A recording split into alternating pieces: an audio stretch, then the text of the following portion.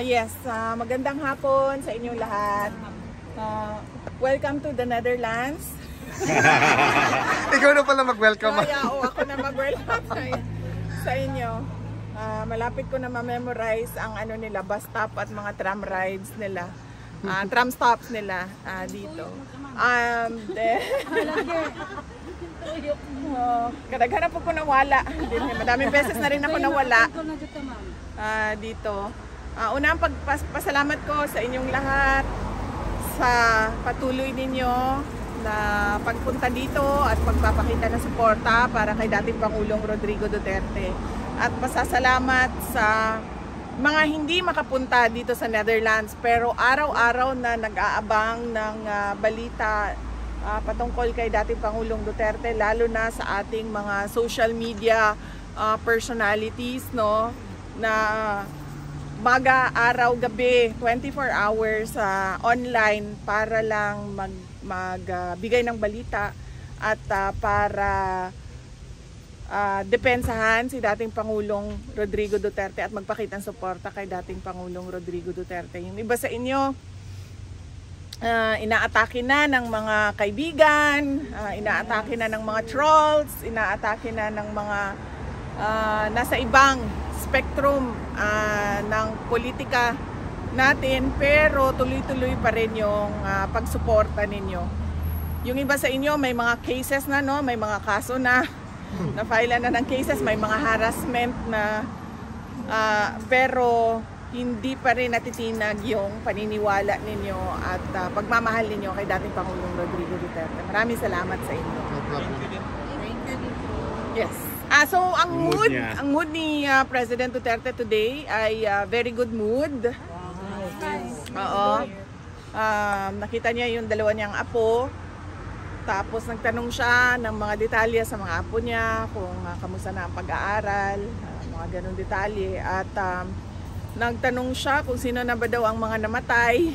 Hindi ko lang alam kung meron siyang gustong marinig na pangalan, pero nagtanong siya mga sino ba daw dapat ang bigyan ng condolences ng pamilya. No, nabanggit ko sa kanya na merong 3 kababayan natin namatay dahil yung kanilang barko ay inatake ng mga rebels. So sabi niya, importante na mapaabot sa kanila yung pakikiramay natin.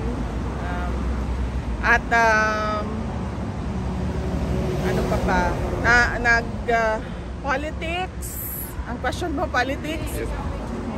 Wala kaming masyadong napag-usapan na sa politika kanina.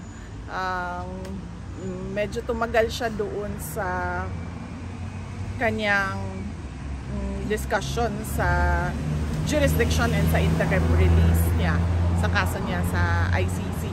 Nabanggit din na si Pastor Apollo Kibuloy at ano yung kalagayan ni Pastor Apollo Kibuloy ngayon. Nagtanong din siya kung ano yung mga detalye ng mga kaso ni Pastor Kibuloy, pero sabi ko sa kanya, hindi ko kasi nabasa yung mga documents, legal documents, pero sabi ko sa kanya na may mga cases and nasa Pasig City Jail ngayon si Pastor Kibuloy.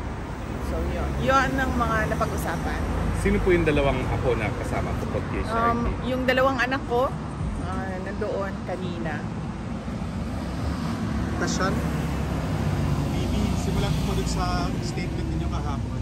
Good afternoon po pala. So, binanggit regarding po ito sa issue ng confidential funds at dun sa mga aliases. Dahil binanggit po ninyo kahapon na kung may trial po, dun po kayo magbibigay ng file. Kung wala naman, publicly naman po. So, sa Pilipinas po, meron po ibang mga congressman na nagsabi na bakit daw hindi pa po ngayon kayo magpaliwanag. And bakit daw hindi nyo pa po ito sinagot before nung sa budget hearing?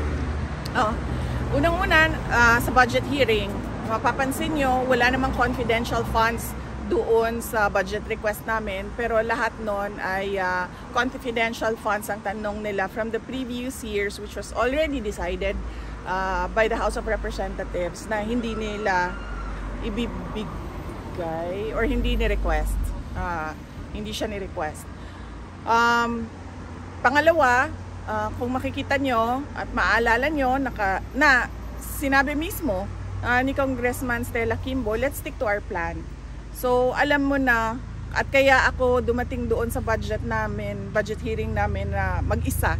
Dahil sinabihan na kami noong isang kasamahan nila na ganito yung gagawin sa iyo. Puro confidential funds ang tatanungin at ang gagawin nila ay gumawa ng kaso.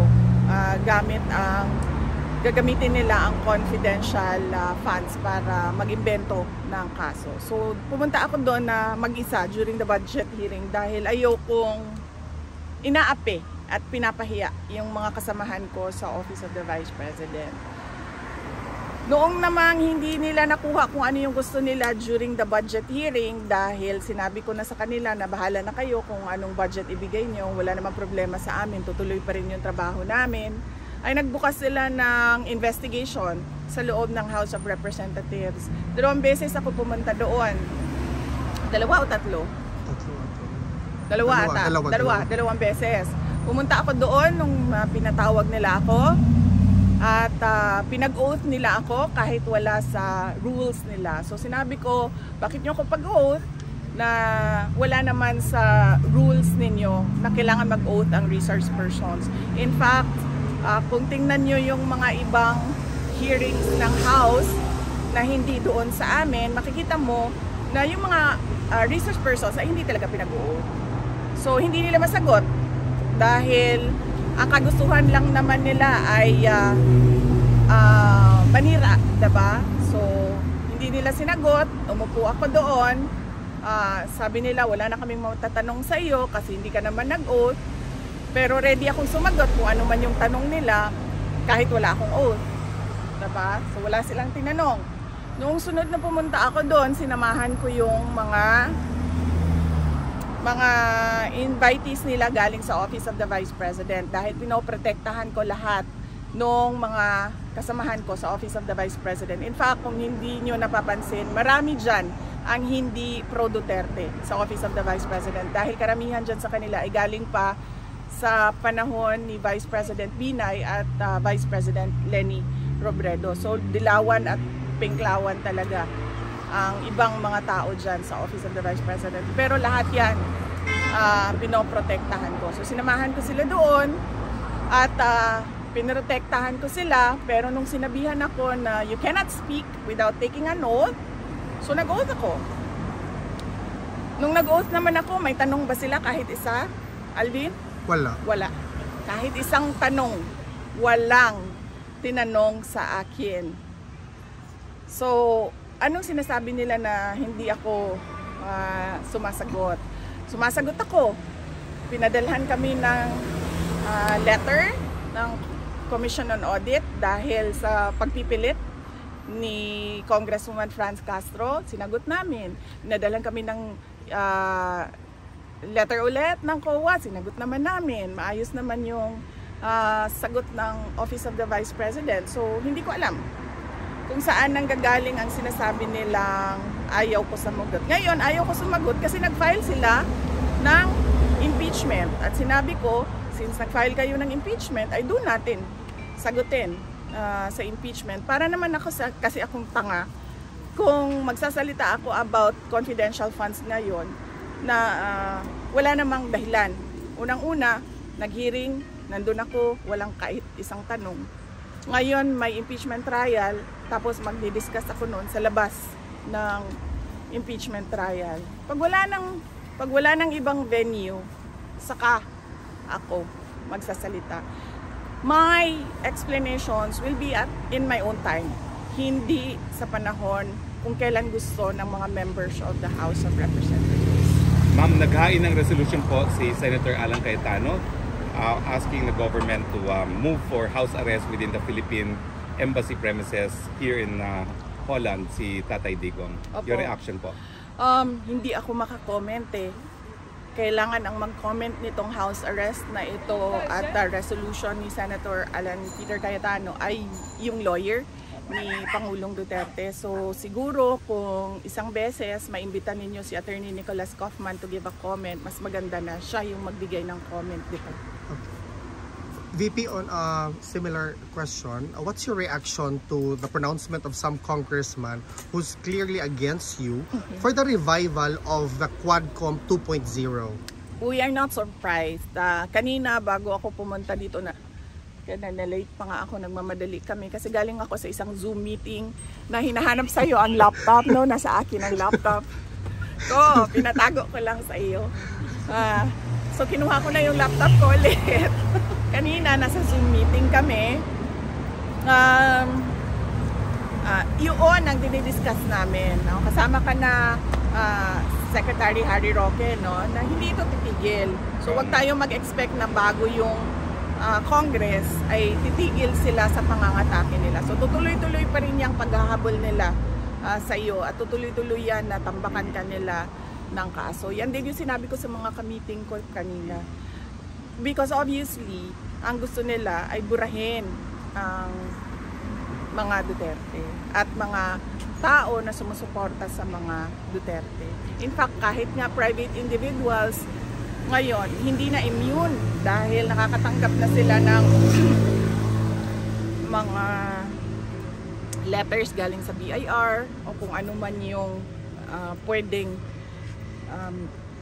kahanapan ng pagkakamali sa kanila. Yon. Water mo na, VP. Hindi ito, it's not a surprise na tutuloy yung currency. Water mo na, VP. Okay, VP, next question naman. Kasi dun sa mga final ng, o dun sa mga nasubmit na documents ng prosecution regarding dun sa case po ni former president. So, ang expectation ko, or at least ang idea is, by July 1, malalaman na po ng side ng mga, ng defense, kung sino po yung mga witnesses na ipapakita ng prosecution. May idea na po ba kayo kung sino yung mga witnesses dito at ano po yung reaction niyo kung nalaman niyo na po yung mga pangalan nila at yung mga personality nila po? Wala pa akong nakita ang listahan ng mga witnesses ng ICC. Malalaman kung sino yung sinabi and explain sa amin na malalaman kung sino yon sa confirmation of charges. Doon nila sasabihin kung sino yung mga witnesses. Pero sa pagkakaintindi ko, nakakatanggap na ang defense team ng mga documents galing sa prosecution. So malamang meron ding mga laman ng information yon on who the witnesses are, kung sino yung mga witnesses. Regarding naman po sa witnesses sa side naman po ng defense, sa side naman po ng mga ready po ba kayo na-apply or ililipad nyo po ba yung mga witnesses ninyo dito sa Netherlands bago po dun sa confirmation of charges hearing? Hindi ko alam kung ano ang plano ng defense team ni dating Pangulong Rodrigo Duterte. Hindi ko din alam kung ano yung mga allowed na mga modes ng presentation ng witnesses, kung pwede ba online, kailangan ba in person.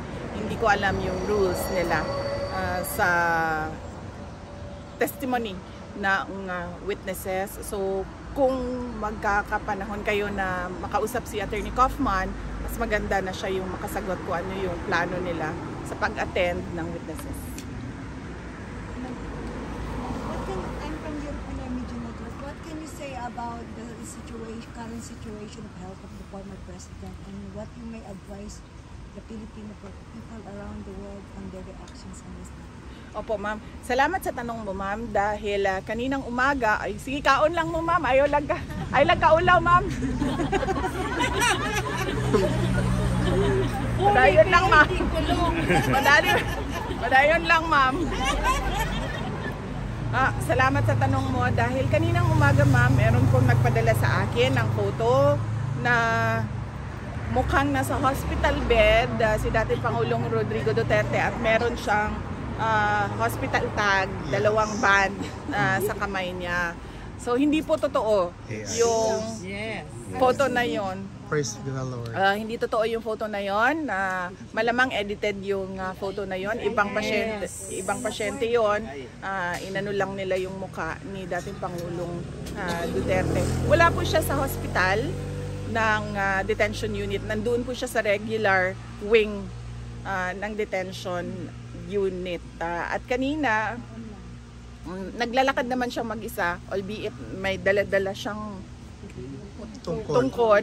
Oo, may dala-dala siyang tungkod.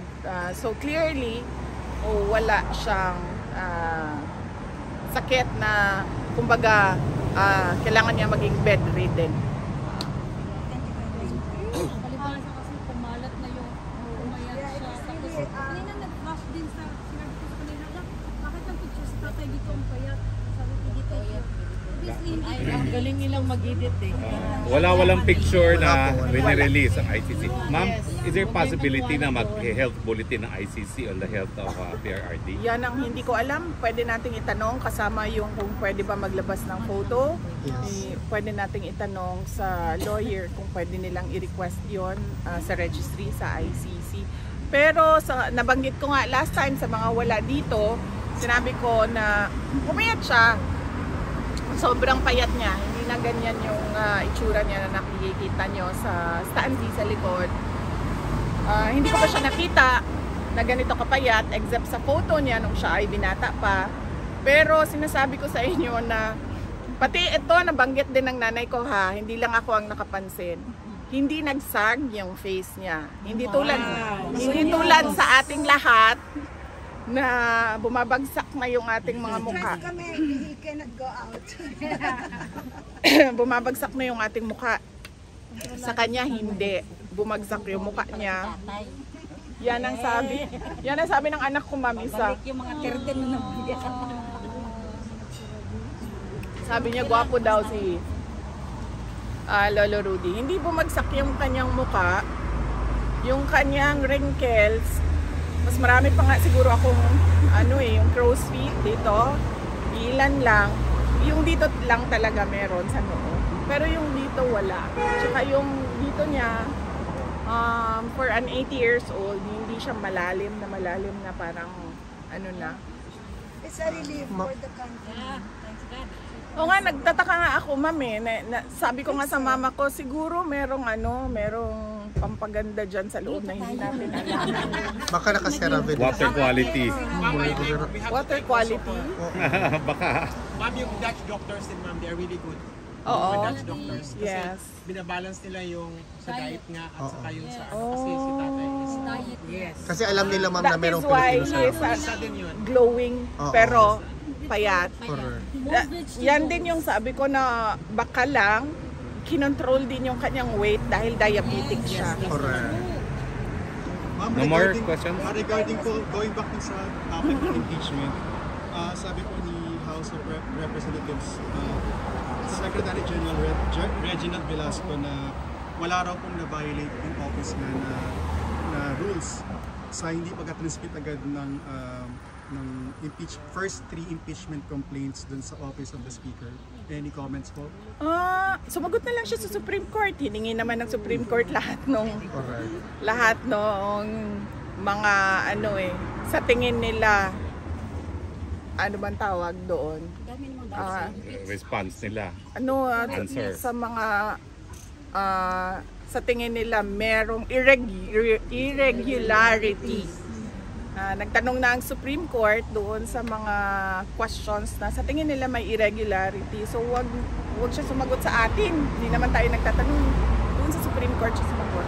Ma'am, meron bang, again, I will ask this again. Hindi ako I will not be tired asking this. Meron bang mensahe ang aming pinakamamahal na former president sa mga Pilipino, ma'am? Sorry. Ayaw, hindi nakalimutan ko masyadong yan. mataas. Mataas ba? Nagsabi ako sa kanya kanina, sabi ko ano ba ang message mo dahil pagdaan ko kanina papasok na meron ng mga nag-aantay na mga kababayan natin at sabi niya na wag na daw kayo mag-antay sa kanya dahil ayaw niya daw na naaabala kayo at lalong-lalo na ayaw niya daw na gumagastos kayo ng dahil sa kanya. Ang pera, ma'am, nakikita lang yan, pero ang pagmamahal namin hanggang sa dulo talaga.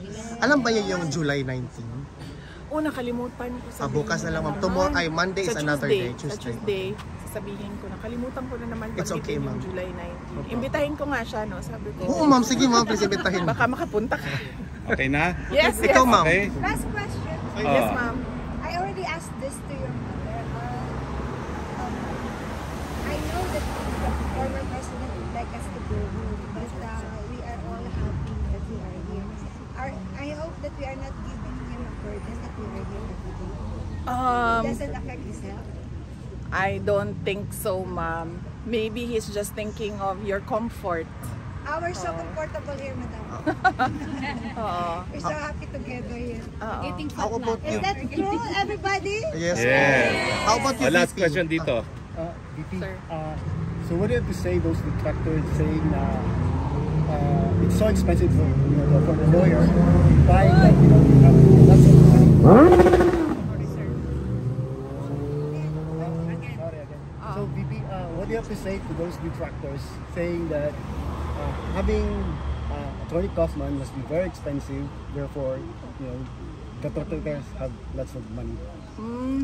Hindi ko alam kasi hindi naman ako nagbabayad. Hindi ko alam. I am not paying for Attorney Kaufman, and I do not know the professional fees arrangements between Attorney Kaufman and former President Duterte, because it is confidential and between the lawyer and client only. So I'm not paying for his legal I had an services. argument. I told somebody the Filipino people are willing to pay. At afford ayaw, the fees. at ayaw din yun. Walang At ganun. ayaw Ayaw din po ni nila. dating Pangulong Duterte na na magbayad ang taong bayan. Ayaw niya yun. Ma'am, your So, Thank you. Ma'am, meron lang ha? last question. Ma'am, your message po sa mga kababayan natin na palaging nandito, nakasuporta sa iyo, sa iyong ama at sa buong Duterte. Yes, oo. Nagpapasalamat ako sa ating mga kababayan sa patuloy nila na suporta. No? Yung mga pumupunta dito sa Hague at pumupunta dito sa Duterte Park para ipakita ang kanilang suporta. Lahat kayo gumagamit ng sarili ninyong pera para magpakita ng suporta, at taos-puso yung pagpapasalamat namin.